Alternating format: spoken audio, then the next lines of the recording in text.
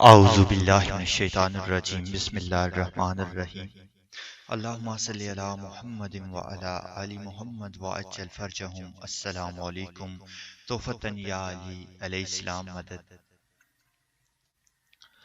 وَإِن كُنتُم فِي رَيْبٍ مَّا نَزَّلْنَا عَلَىٰ عَبْدِنَا فَأْتُوا بِسُورَةٍ مِّن مِّثْلِهِ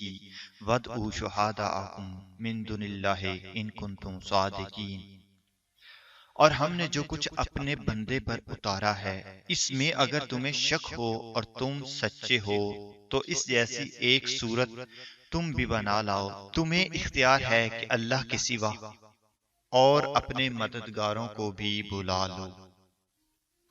دوستوں، سورہ بقرہ آیت نمبر 23 کی تلاوت میں نے کی۔ اس آیت میں امیر کائنات مولا علی علیہ السلام کی بہت زیادہ فضیلت کو بیان کیا گیا ہے۔ ابھی تک یقیناً کسی اہل سنت عالم کی کوئی کتاب ایسی نظر سے نہیں گزری کہ جس میں اس آیت کی تفسیر امیر کائنات مولا علی علیہ السلام سے لی گئی ہو، مگر اللہ تبارک و تعالی نے ہر شخص کو حکم دیا ہے کہ اس کلام پاک کے معنی، مطلب اور مقصد کو غور و فکر سے کام لے، اس کے مقصد کو سمجھے، اس کے معنی کو جانے، اس کے مقصود سے غور و فکر سے کام لے، اپنی عقل سے دریافت کرے اور فہم سلیم سے اس کی باریکیوں تک پہنچے۔ اس وجہ سے ہم نے بھی عقل کی مدد سے سمجھا کہ یہ آیت جس طرح قرآن مجید کی بڑی مدح ثنا ہے، بالکل اسی طرح حضرت امیر المومنین علی علیہ السلام کی بھی کمال کی فضیلت ثابت کرتی ہے۔ قرآن مجید کو خدا نے اپنے کلام پاک میں کہیں کتاب کہا، کہیں قرآن فرمایا، مگر اس آیت میں ان دونوں لفظوں کو چھوڑ کر ما نزلنا، ہم نے جو چیز اتاری، فرمایا جو عام ہے، اور اس میں قرآن مجید داخل ہے اور دوسری چیز بھی داخل ہو سکتی ہے۔ اب دیکھنا یہ ہے کہ خدا نے حضرت پر صرف قرآن مجید نازل کیا اور بھی کوئی چیز نازل کی ہے؟ اگر صرف قرآن مجید نازل کیا ہوتا تو حضرت رسول اللہ صلی اللہ علیہ وآلہ وسلم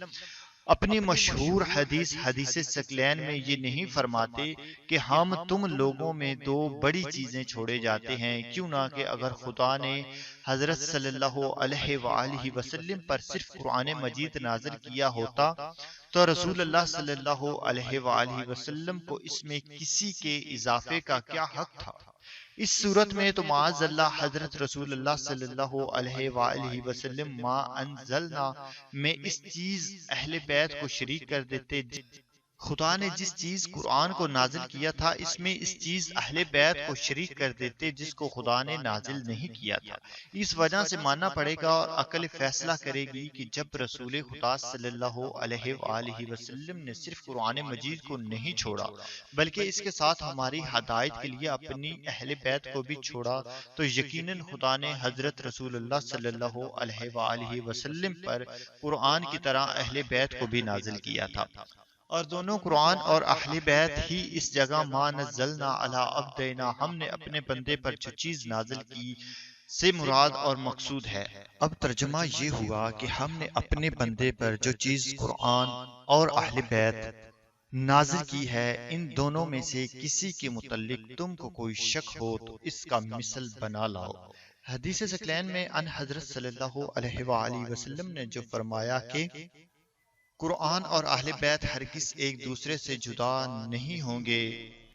ان دونوں میں کبھی جدائی نہیں ہو سکتی، تو نتیجہ واضح ہے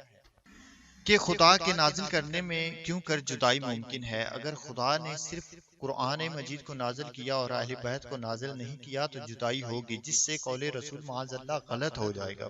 اور اگر خدا نے قرآن مجید کے بارے میں تحدید کی اور اہل بیت کے بارے میں تحدید نہیں کی تب بھی جدائی ہو جائے گی اور قول رسول باطل ہو جائے گا، اور اگر خدا نے صرف قرآن مجید کو رسول اللہ صلی اللہ علیہ وآلہ وسلم کا بے مثل معجزہ قرار دیا اور اہل بیت کو حضرت کا بے مثل بے نظیر معجزہ نہیں قرار دیا تب بھی دونوں میں جدائی ہو جائے گی اور قول رسول معاذ اللہ کاذب ہو جائے گا۔ ان تمام وجوہ سے ماننا پڑے گا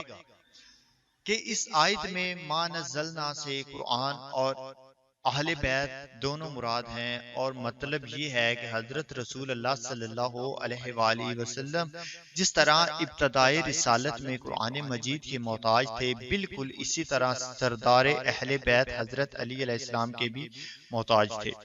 اسی وجہ سے جب تک حضرت علی علیہ السلام پیدا ہو کر حضرت رسول اللہ صلی اللہ علیہ وآلہ وسلم کی مدد کے قابل نہیں ہو گئے، خدا نے ان حضرت صلی اللہ علیہ وآلہ وسلم کو رسالت کا کوئی کام سپرد نہیں کیا، نہ ہدایت الناس کا فرض آپ کے ذمہ ہو سکتا۔ اللہم صلی علی محمد وعلی آل محمد وعجل فرجہم۔